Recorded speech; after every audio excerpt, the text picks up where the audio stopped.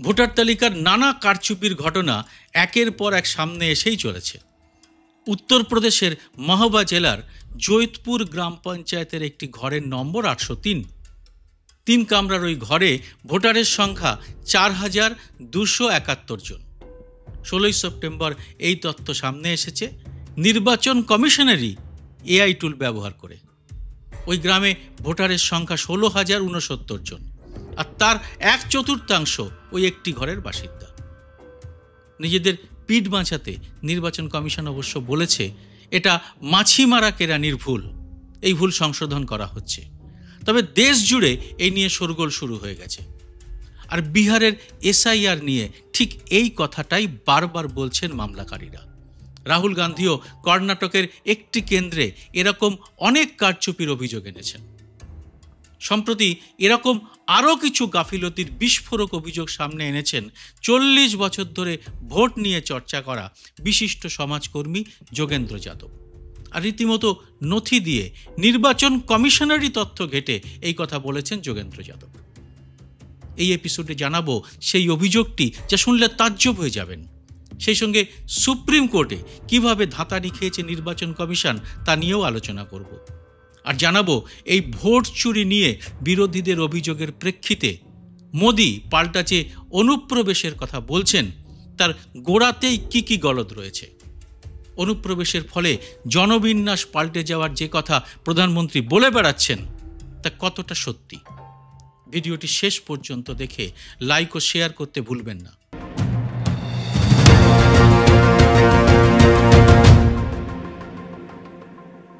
নমস্কার, সবাইকে স্বাগত। আমি সুব্রত বসু। প্রথমে শুনুন যোগেন্দ্র যাদবের বিশ্লেষণ। एसआईआर का फर्जीवाड़ा रुकने का नाम नहीं ले रहा।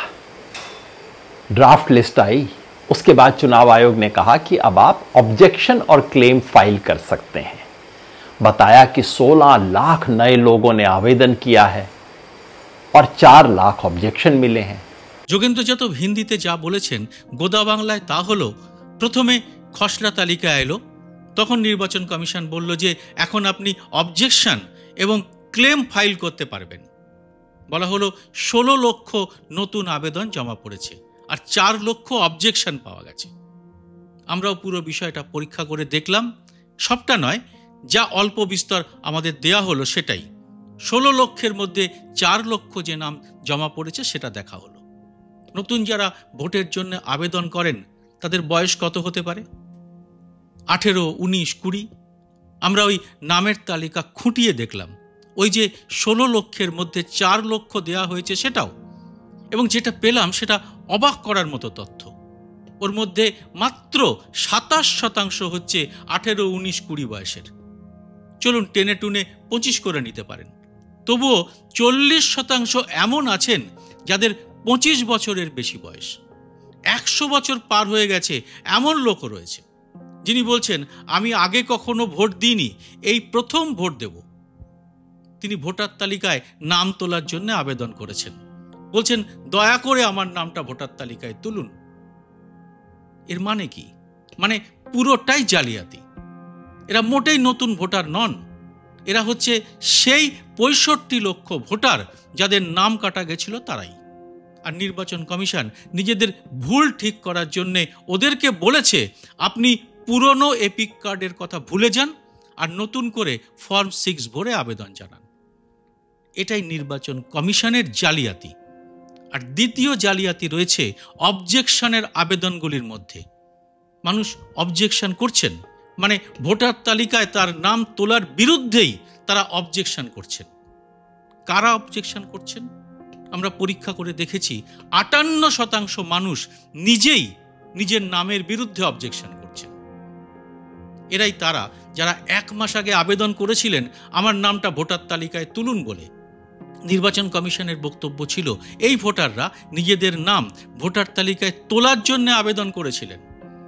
আর ঠিক 1 মাস পরে ওই একই ব্যক্তি বলছেন আমার নামটা কেটে দিন।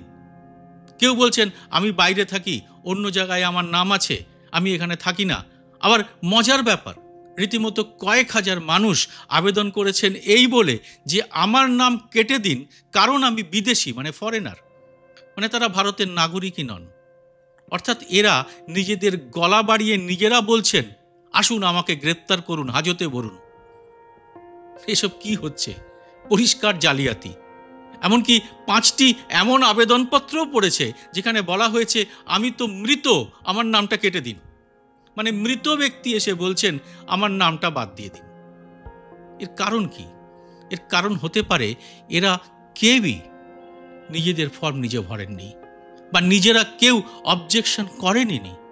পুরো জালিয়াতিটাই নির্বাচন কমিশন করেছে বিএলওদের মাধ্যমে। এটা বলছেন ভোট বিশেষজ্ঞ যোগেন্দ্র যাদব। আর তারপরেই সুপ্রিম কোর্ট কিভাবে ধমক দিয়েছে নির্বাচন কমিশনকে তা একটু শুনে নিন। সুপ্রিম কোর্ট বলেছে, কোথাও সামান্য একটু গাফিলতি পেলেই পুরো এসআইআর প্রক্রিয়াই বাতিল করে দেওয়া হবে। শুধু বিহারে নয়, গোটা দেশের ক্ষেত্রেই এই আদেশ প্রযোজ্য হবে। মানে এসআইআর এ সামান্য একটু গাফিলতি খুঁজছে সুপ্রিম কোর্টের মহামান্য বিচারপতিরা। আর চোখের সামনেই এখন একের পর এক সামনে আসছে গাফিলতির সমুদ্র। সুপ্রিম কোর্ট কি দেখতে চাইছে নির্বাচন কমিশন শেষ পর্যন্ত কতটা বেপরোয়া হতে পারে? ঠিক যেমনটি সুপ্রিম কোর্ট করেছিল আধার নিয়ে। আরও বেশি বেশি করে তারা এক্সপোজ করতে চাইছে নির্বাচন কমিশনকে। আর নির্বাচন কমিশন রোজই নিজেদের তুগলকি গো বজায় রাখতে গিয়ে গোটা দেশের কাছে নিজেদের আসল চেহারা প্রকাশ করে চলেছে। না হলে ভারতে আজ পর্যন্ত যা হয়নি তাই করে বসে রয়েছে নির্বাচন কমিশন। আজ পর্যন্ত কোনো স্বয়ংশাসিত সংস্থা দেশের সর্বোচ্চ ন্যায়ালয়কে চ্যালেঞ্জ করার মতো দুঃসাহস দেখায়নি। কিরকম? সুপ্রিম কোর্টে জমা দেওয়া হলফনামায় জ্ঞানেশ কুমাররা বলেছেন, ভোটার তালিকার স্পেশাল ইন্টেনসিভ রিভিশন বা এসআইআর কখন এবং কিভাবে করতে হবে সেটা শুধু নির্বাচন কমিশনেরই বিবেচনাধীন, অন্য কোনো কর্তৃপক্ষের নয়। অর্থাৎ নির্বাচন কমিশন কি বলতে চাইছে যে এটা সুপ্রিম কোর্টেরও নয়। তারা আইনি ভিত্তি হিসেবে সংবিধানের অনুচ্ছেদ 324 এবং representation of the people act 1950 ধারা 21(3) এবং রেজিস্ট্রেশন অব ইলেক্টর্স রুলস 1960 নিয়ম 25 কথা উল্লেখ করেছেন। কমিশনের কথায় ভোটার তালিকার পবিত্রতা এবং অখণ্ডতা রক্ষা করা তাদের দায়িত্ব এবং এতে কোর্টের হস্তক্ষেপ অযৌক্তিক। আপনি আমি বলতেই পারি, যে তালিকায় শতায়ু ব্যক্তি নিজের নাম ফর্ম 6 ভরেন বা মৃত ব্যক্তি এসে নিজের নাম কাটতে চান, সেই তালিকাকে কি আর খুব পবিত্র বলা যায়? আর এর বিরুদ্ধে মানুষ কোথায় যাবেন? সুপ্রিম কোর্টেই তো। আসলে নির্বাচন কমিশনের এত ঔদ্ধত্য কেন, তার প্রেক্ষাপট বুঝতে গেলে আমাদের গত বছর চণ্ডীগড়ের মেয়র নির্বাচনের প্রক্রিয়াটি দেখতে হবে। সঙ্গে ঠিক এই সময় প্রধানমন্ত্রীর ভাষণগুলো একটু নজর করলেই দুধ কা দুধ আর পানি কা পানি হয়ে যাবে। 2024 জানুয়ারির শেষ দিকে চণ্ডীগড়ের মেয়র নির্বাচন হয়। 35 সদস্যের একটি ভোট ছিল, যেখানে পুলিশ লেগেছিল 700 জন।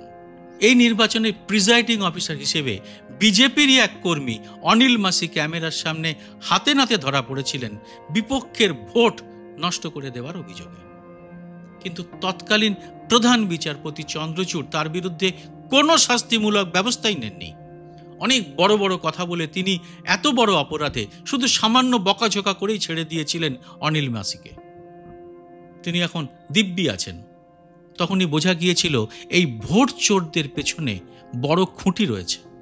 এখন বিহারে ভোট চুরির অভিযোগের পর ভোট চোর গদ্দি ছোড় স্লোগানকে কাউন্টার করতে কোমর বেঁধে নেমে পড়েছেন প্রধানমন্ত্রী নরেন্দ্র মোদী।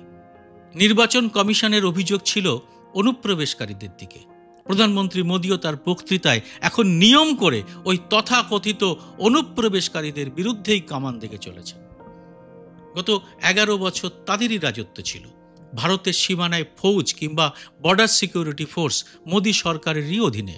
অথচ অনুপ্রবেশকারীদের ধুয়ো তুলে প্রধানমন্ত্রী মোদী কি নির্বাচন কমিশনের হাতি শক্ত করতে চাইছেন? মোদী পরিষ্কার বলেছেন, অনুপ্রবেশের জন্য সীমান্তবর্তী এলাকার জনবিন্যাস পাল্টে গিয়েছে, আর এটা একটা পরিকল্পিত ষড়যন্ত্র। এবার আসুন আমরা এই তথ্যের গোড়ায় কীরকম গলদ রয়েছে তা একবার সরকারি তথ্যের নিরিখেই দেখে নিই। বিজেপি সমর্থক এবং অন্ধভক্তরা কথায় কথায় রোহিঙ্গা রোহিঙ্গা করে থাকেন। তা ভারতে এই মুহূর্তে রোহিঙ্গা উদ্বাস্তুর সংখ্যা কত? রাষ্ট্রপুঞ্জের রিপোর্ট অনুযায়ী 2025 সালের মে মাস পর্যন্ত ভারতে রোহিঙ্গা উদ্বাস্তুর সংখ্যা মোট 22,500 জন। আর ভারতের জনসংখ্যা কত? কম করে 140 কোটি। তাহলে অনুপ্রবেশকারী রোহিঙ্গারা এই জনসংখ্যার কত শতাংশ? সরল পাটিগণিত করে ফেলুন। অঙ্ক বলছে 0.0016%। এই সংখ্যা ভারতের জনবিন্যাস পাল্টে ফেলবে? আরও আছে। এবার আসুন অনুপ্রবেশকারী বাংলাদেশের হিসেবে। এর কোনো সরকারি পরিসংখ্যান সরকারের কাছেই নেই। 2011 সালের পরে ভারতের কোনো জনগণনাও করেনি মোদী সরকার। তাহলে কিসের ভিত্তিতে কথা বলা হচ্ছে? কেন্দ্রীয় স্বরাষ্ট্র মন্ত্রক সীমান্ত পাহারা দেয়। তাদের তথ্য বলছে 2019 সালের 1 জানুয়ারি থেকে 2022 সালের 28 এপ্রিল পর্যন্ত 4,896 জন বাংলাদেশিকে ভারতে ঢোকার সময় আটক করা হয়েছিল। এই সংখ্যাটাকে যদি ভিত্তি হিসেবে ধরেন, তাহলে বছরে 1,002 অনুপ্রবেশকারী বিএসএফ এর হাতে ধরা পড়ে। এবার যদি বলি বিএসএফ ধরতে পারেনি এমন সংখ্যাটা এর কয়েক গুণ বেশি, তাহলে তার একটা যুক্তি থাকে। কিন্তু যদি বলি ফি বছরে লাখ লাখ বাংলাদেশি ভারতে বেআইনিভাবে ঢুকছে বিএসএফ জওয়ানদের নজর এড়িয়ে, তাহলে তো ওই জওয়ানদের উপরে এবং স্বরাষ্ট্র মন্ত্রকের দক্ষতার উপরেই প্রশ্ন উঠে যায়। প্রধানমন্ত্রী কি সেটাই করতে চাইছেন? কিভাবে দেশের সবচেয়ে গুরুত্বপূর্ণ পদে থাকা মানুষটি তথ্য পরিসংখ্যান ছাড়া কথা বলতে পারেন, তা নিয়ে প্রশ্ন তোলাই যায়। তবে তার কোনো জবাব মিলবে কি? প্রধানমন্ত্রী নিজে তো কখনো কোনো প্রশ্নের মুখোমুখি হবেন না, আর তার চেলারা তো হোয়াটসঅ্যাপ ইউনিভার্সিটি আর গদি মিডিয়া থেকে সব তথ্য পান। আর সেই জন্যেই বিশ্ব প্রেস ফ্রিডম ইন্ডেক্সে 180টি দেশের মধ্যে ভারতের স্থান এখন 159তম, পাকিস্তান 152, শ্রীলঙ্কা 150। আর একটা তথ্য দিই, ডক্টর মনমোহন সিং যখন প্রধানমন্ত্রী ছিলেন তখন তার 10 বছরের জমানায় তিনি মোট 117টি প্রেস কনফারেন্স করে জনগণের প্রশ্নের জবাব দিয়েছিলেন। তুলনাটা দিতে হলো এই জন্যে, ভারতের প্রেস এবং নির্বাচন কমিশন এবং খোদ প্রধানমন্ত্রীর বিশ্বাসযোগ্যতার কোনো তুলনাই হয় না। এতদিন টিএন সেশন বা এসওয়াই কুরেশির মতো মুখ্য নির্বাচনী কমিশনাররা বা ডক্টর মনমোহন সিংয়ের মতো প্রধানমন্ত্রীরা ভারতের মাথা উঁচু করে গেছেন। আর এখন কি হচ্ছে জবাব দেবেন আপনারা কমেন্ট বক্সে। জয় হিন্দ, সত্যমেব জয়তে।